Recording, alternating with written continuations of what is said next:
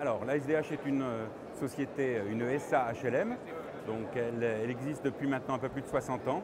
Elle est née de la volonté qu'avait le patronat local de créer des logements pour ses salariés les plus démunis. C'est une forte empreinte qu'on retrouve d'ailleurs dans son actionnariat, puisque Amalia est un de nos principaux actionnaires.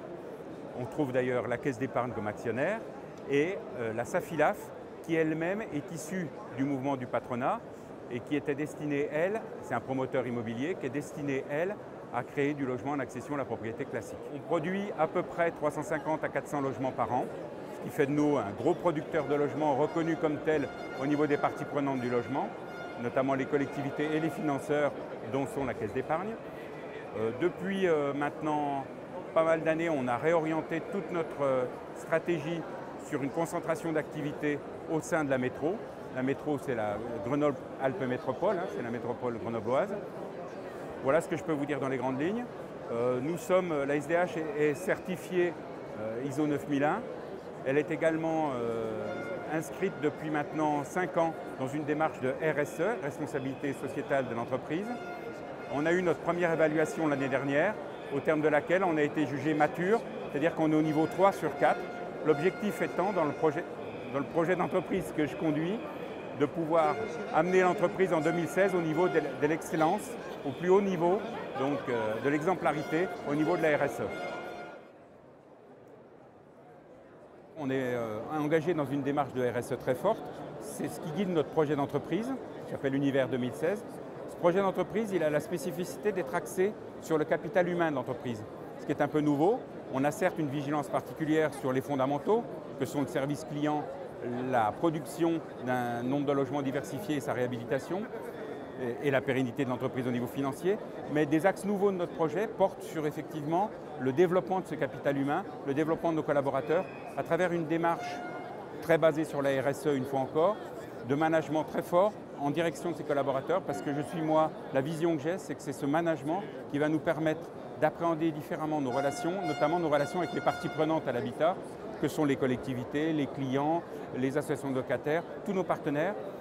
D'essayer d'imaginer et d'engager un dialogue différent avec ces parties prenantes doit, à mon avis, être une planche de salut pour nous, de changer un petit peu des canevas différents. J'appelle ça faire tourner la balle différemment, ou disons changer notre manière d'appréhender et d'approcher nos rapports avec les parties prenantes.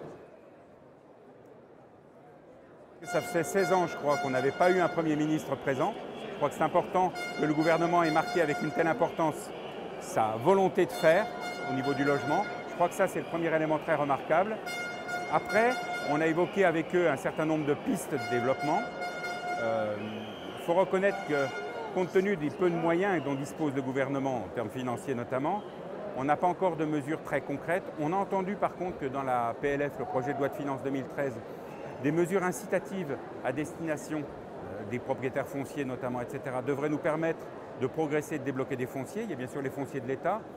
On verra leur disponibilité un peu plus complexe, mais on verra.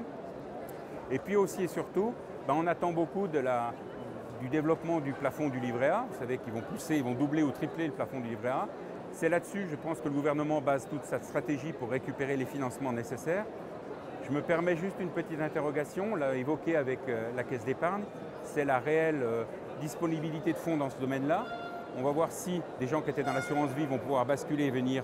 Parce qu'aujourd'hui, je crois savoir qu'on a très peu de livrets A qui sont au plafond et que la plupart sont à des montants très modestes. Donc ça peut être une crainte et un frein au développement.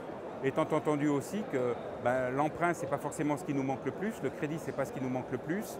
C'est plutôt toutes les garanties qu'on nous demande de produire avec, qui s'alourdissent et qui deviennent compliquées, qui peuvent constituer un frein à notre développement.